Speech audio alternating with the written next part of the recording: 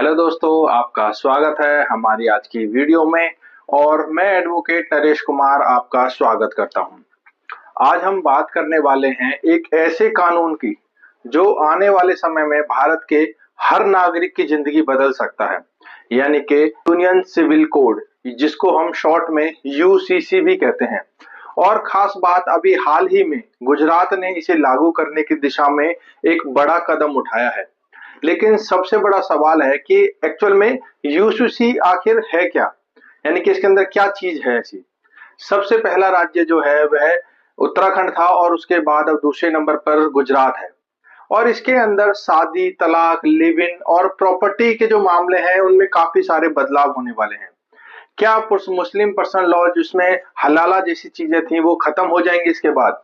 झूठ बोलकर शादी करने वालों पर इसमें क्या सजा का प्रावधान दिया गया है?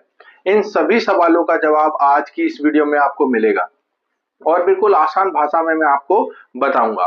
तो दोस्तों, अगर आप हमारे चैनल पर नए हैं और अभी तक आपने हमारे चैनल को सब्सक्राइब नहीं किया है तो दोस्तों चैनल को सब्सक्राइब कर लीजिए और साथ ही बेल आइकन दबा दीजिए ताकि कोई भी वीडियो आपसे मिस ना हो और हमारे द्वारा जो भी वीडियोस डाली जाती हैं वह सबसे पहले आप तक पहुंचे।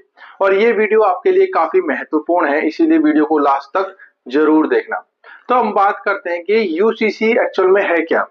सबसे पहले समझते हैं कि यूसीसी यानी कि सिविल कोड होता क्या है। अभी भारत में अलग अलग धर्मों के लिए अलग अलग कानून चलते हैं। जैसे हिंदू के लिए हिंदू मैरिज एक्ट हो गया, मुस्लिम के लिए मुस्लिम पर्सनल लॉ हो गया और क्रिश्चियन के लिए अलग कानून है। लेकिन यूसीसी क्या कहता है? यूसीसी कहता है कि भाई एक देश एक कानून, यानी कि शादी हो, तलाक हो, इनहेरिटेंस हो, सबके लिए एक जैसा नियम होना चाहिए। मतलब इसका है कि अब धर्म के आधार पर अलग अलग कानून नहीं होंगे, सबके लिए समान नियम और समान कानून होंगे। ये यूसीसी कहता है।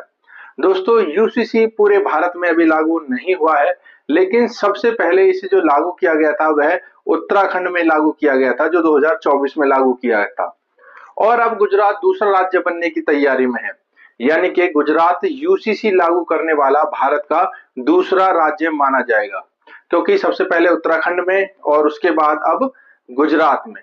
तो गुजरात में यूसीसी कब लागू हुआ है? गुजरात सरकार ने हाल ही में यूसीसी को लागू करने के लिए कमेटी बनाई है और अभी यह जो कमेटी है यह पूरी तरीके से लागू नहीं हुई है, यानी कि इस पर काम चल रहा है और इसका जो ड्राफ्ट है वो लगभग तैयार हो चुका है और इसको विधानसभा में भी पास किया जा चुका है। यानी कि कानून बनने की जो प्रक्रिया है वह लगभग पूरी हो चुकी है, क्योंकि हर कानून राज्य में विधानसभा के थ्रू होता है। और कुछ समय में गुजरात में भी यूसीसी लागू हो जाएगा, यानी कि गवर्नर के साइन होने के बाद इसको पूरे स्टेट के अंदर लागू कर दिया जाएगा। अब इसमें जो सबसे बड़े बदलाव होंगे, सबसे पहले जो मैरिज को लेकर जो बदलाव है। अब बात करते हैं कि सबसे बड़े बदलाव जो शादी को लेकर उसमें हुए हैं, यानी कि यूसीसी के तहत शादी के लिए एक समान लड़की की उम्र जो रहेगी वो 21 वर्ष और लड़की की 18 वर्ष। और इसी तरीके से जो शादी का रजिस्ट्रेशन कराना कंपलसरी हो जाएगा। अगर कोई शादी का रजिस्ट्रेशन नहीं कराता है तो शादी अवैध मानी जाएगी। दूसरी सबसे बड़ी बात है, एक से ज्यादा यानी कि पोलोगेमी पर इसमें रोक लगेगी। मतलब अब कोई व्यक्ति 2 शादियां 3 शादी नहीं कर सकता, जैसे मुस्लिम पर्सनल लॉ के अंदर 2-3 शादियां होती थी, लेकिन यूसीसी के बाद ऐसा नहीं होगा। उसके बाद आता है डिवोर्स में क्या इसमें चेंजेस आएंगे। अब बात करते हैं तलाक की। सभी अलग अलग धर्मों में जो अलग अलग नियम थे, लेकिन यूसीसी के आने के बाद ये सारी प्रक्रिया एक समान हो जाएगी, यानी कि हर तलाक जो है वो अब कोर्ट के माध्यम से होगा। और सबसे बड़ा बदलाव है, जो ट्रिपल तलाक जैसा सिस्टम था वह खत्म तो पहले ही हो चुका है, लेकिन यूसीसी आने के बाद अब पूरी तरीके से इसमें खत्म हो जाएगा। और दोनों पक्षों को, चाहे वो पत्नी हो चाहे वह पति हो, और दोनों को समान अधिकार मिलेंगे। जैसे अलग अलग धर्मों में अलग अलग होता था, लेकिन अब ऐसा बिल्कुल भी नहीं होगा। और लिव इन रिलेशनशिप को लेकर भी इसके अंदर काफी सारी चेंजेस हुए हैं। तो लिव इन रिलेशनशिप की अगर हम बात करते हैं तो यूसीसी में लिव इन रिलेशनशिप को भी रेगुलेट किया गया है, यानी कि लिव इन का जो रजिस्ट्रेशन है वह जरूरी है। और अगर कोई लिव इन रिलेशनशिप का सर्टिफिकेट बनाए बिना अगर साथ रहते हैं तो उस पर 10,000 रुपए का जुर्माना और सजा का प्रावधान भी रखा गया है। लेकिन अगर लिव इन में रहने वाले पार्टनर एक दूसरे से बाद में अलग हो जाते हैं तो फिर लिव इन जो रिलेशन सर्टिफिकेट था जो बनाया गया था उसको कैंसिल कराना भी जरूरी है, यानी गवर्नमेंट को उसकी इंफॉर्मेशन देना भी जरूरी है। और इसमें महिलाओं की जो है सुरक्षा उसके बारे में काफी कुछ कहा गया है, और इससे जो बच्चे पैदा होंगे उनको भी अधिकार मिलेंगे। अगर कोई लिव इन रिलेशनशिप में छोड़कर भाग जाता है तो महिला के पास ये अधिकार होगा कि वह उस अपने पार्टनर के खिलाफ भी केस कर सकती है। इसके बाद जो है इनहेरिटेंस यानी कि प्रॉपर्टी को लेकर भी इसमें काफी सारे चेंजेस होंगे। अब सबसे बड़ी बात है जो प्रॉपर्टी है, यानी कि अलग अलग धर्मों में अलग अलग नियम थे, लेकिन यूसीसी में बेटी हो या बेटा हो दोनों को बराबर हकदार मिलेगा, बराबर उनको हिस्सा मिलेगा। इसमें पत्नी को भी बराबर हिस्सा मिलेगा, और अब धर्म के आधार पर कोई भी भेदभाव नहीं किया जाएगा, यानी अब किसी को भी कम या ज्यादा हिस्सा नहीं मिलेगा। धर्म के आधार पर इसमें कोई भी ऐसा फैक्ट नहीं रखा जाएगा, यानी कि सभी को बराबर हिस्सा मिलेगा।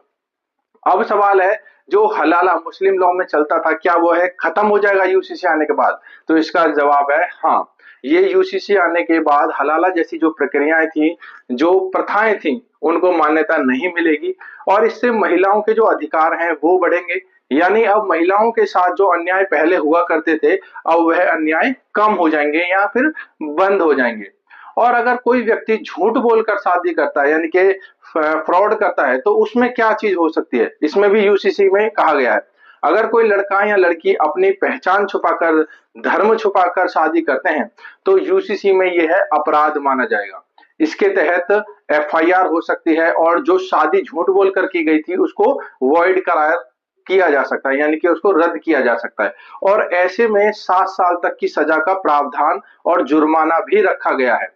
अब ये मैं बात करता हूं कि बीएनएस के तहत ये अपराध माना जाएगा। और अब बात करते हैं कि जो नए कानून यानी कि जो आईपीसी थे और उसके बाद जो चेंजेस आए हैं, उसके जो बीएनएस के नए कानून बने हैं उनके तहत ही आपको सजा और जुर्माना दोनों हो सकते हैं। यूसीसी के अंदर ये पूरा प्रावधान दिया गया है। अगर कोई धोखा करता है, कोई चीटिंग करता है, कोई लव ट्रैप करता है या कोई फ्रॉड करता है तो सारे जो नियम है वह बीएनएस के सेक्शन के अकॉर्डिंग उस पर कार्यवाही होगी।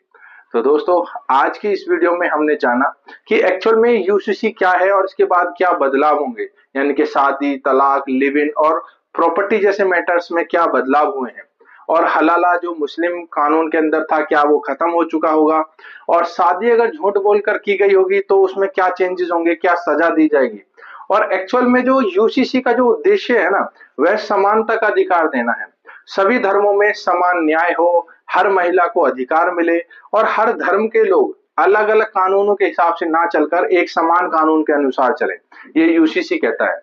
तो दोस्तों अगर आपको हमारे द्वारा दी गई जानकारी अच्छी लगी हो और ये वीडियो आपके लिए उपयोगी हो और पसंद आई हो तो दोस्तों वीडियो को लाइक जरूर करें, और इस वीडियो को अपने दोस्तों के साथ शेयर करें, और ऐसी ही लीगल अवेयरनेस के लिए हमारे चैनल को अभी सब्सक्राइब करें। तो दोस्तों अगर आपका कोई सवाल है तो आप हमसे कमेंट में पूछ सकते हैं, क्योंकि आप जो भी कमेंट डालते हैं हम हर कमेंट को पढ़ते हैं और आपको रिप्लाई जरूर देते हैं। तो दोस्तों जल्दी से चैनल को सब्सक्राइब कर लीजिए, कमेंट करना ना भूलें। अगर आपके दिमाग में कोई भी ऐसा क्वेश्चन है, कोई भी डाउट हो, या कोई भी आपको अपने केस से रिलेटेड कुछ चीज पूछनी हो तो आप हमें कमेंट में पूछ सकते हैं। तो दोस्तों मिलते हैं अगली वीडियो में किसी अनदर नई लॉ इन्फॉर्मेशन के साथ। तब तक के लिए थैंक यू वेरी मच।